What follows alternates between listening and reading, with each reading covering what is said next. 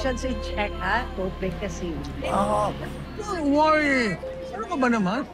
I just want to have a friendly banter. At saka anyway, gusto ng mga taong magharapan kaming dalawa. Oh, hi. Kilala kita, ha? Kilala kita. Pigilan mo yung sarili mo. Maraming tao ngayon dito.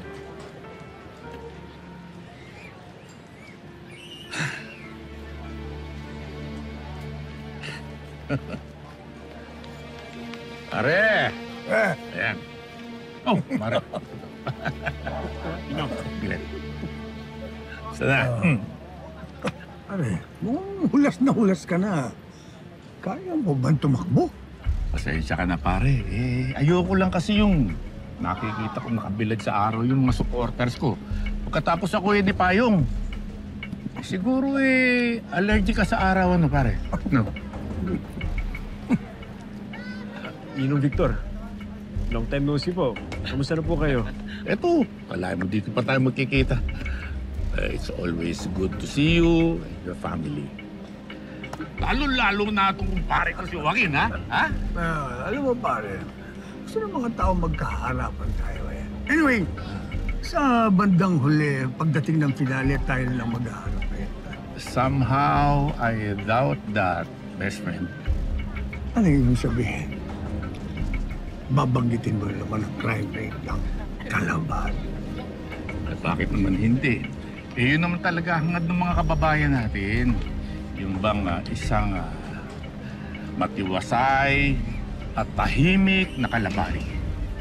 Pare, for your information, isa lang yan. Sa napakaraming tungkulin ang peace and order ng mayor.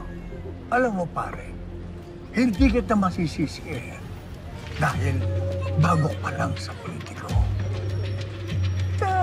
Alam mo na, greenhorn ka pa.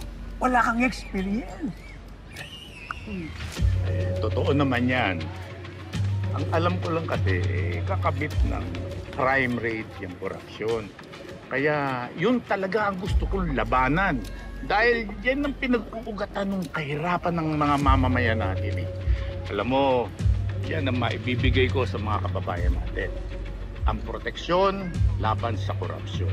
At tama ka rin naman na wala pa nga ako experience dahil wala ako experience sa korupsyon. Anong ibig mong sabihin, pare? Anyway, Victor, it was really nice seeing you. Mauna na kami. Same here. Pwede nyo nung buksan ulit yung mga payong at naiinitan to si pare, oh. Arawan, ha?